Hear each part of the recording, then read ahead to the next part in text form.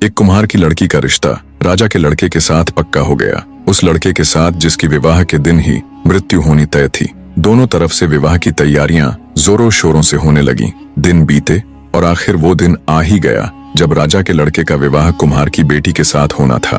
विवाह से ठीक पहले राजा ने नम आंखों से अपने बेटे की होने वाली पत्नी यानी कुम्हार की बेटी को अपने बेटे के संबंध में शुरू से लेकर आखिर तक सारी बातें बता दी कि कैसे उसने 12 साल तक एक संत महात्मा जी की सेवा करके अपने बेटे वीरध्वज को पाया था और आज सिद्ध महात्मा जी के कहे अनुसार उसके बेटे की जिंदगी का आखिरी दिन है। सारी दास्तान बता। राजा बोला, सुनो बेटी, अब मेरे पुत्र की जिंदगी तुम्हारे हाथ में है। कैसे भी करके अगर आज आधी रात तक तुम इसकी मृत्यु को टाल दोगी तो फिर नया दिन शुरू हो जाएगा और वीरध्वज के ऊपर आई ये मृत्यु रूपी भारी विपदा टल जाएगी। राजा की पूरी बात सुन कुम्हार की बेटी, जिसका नाम शौर्यवती था, को एक बार तो धक्का लगा, पर फिर एक अदम्य साहस के साथ वो राजा से बोली, आप चिंता मत कीजिए महाराज, मेरे जीते जी मैं आपके बेटे को कुछ नहीं होने दूंगी। शौर्यवती की बात सुन और उसका आत्मविश्वास देख राजा को बहुत तसल्ली मिली। शाम का समय हो चला था। शुभ मुहूर्त के समय पंडित ने विवाह हेतु शौर्यवती और वीरध्वज को शादी के मंडप में बुला लिया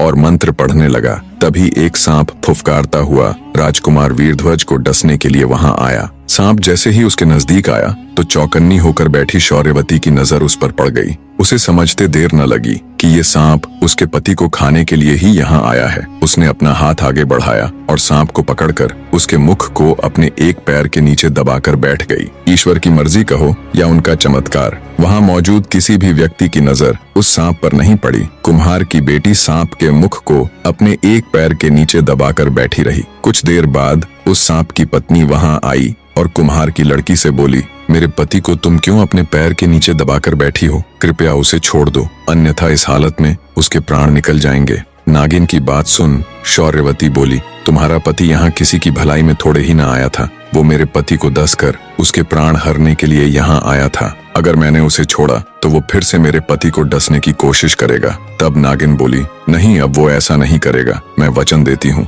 तुम्हारे छोड़ते ही मैं अपने पति को यहाँ से लेकर चली जाऊंगी, पर तुम्हारे पति की मृत्यु तो आज निश्चित है, ऐसे नहीं तो किसी और रूप में सही। नागिन के वचन भरने पर शौर्यवती ने सांप के मुख के ऊपर से अपना पैर हटाकर उसे आजाद कर दिया। नागिन अपने वचन अनुसार बिना किसी को कोई हानि पहुंचाए अपने नाग के साथ चुपचाप वहां से चली गई। कुम्हार की लड़की नागिन की चेतावनी से और अधिक सजग होकर बैठ गई। कुछ देर में शौर्यवती और वीरध्वज का विवाह ठीक से संपन्न हो गया। रात का पहला पहर शुरू हो चुका था। शौर्यवती ने महल के आंगन के बिल्कुल बीचों बीच राजा के लड़के का पलंग डलवाकर उसे उसके ऊपर सुला दिया।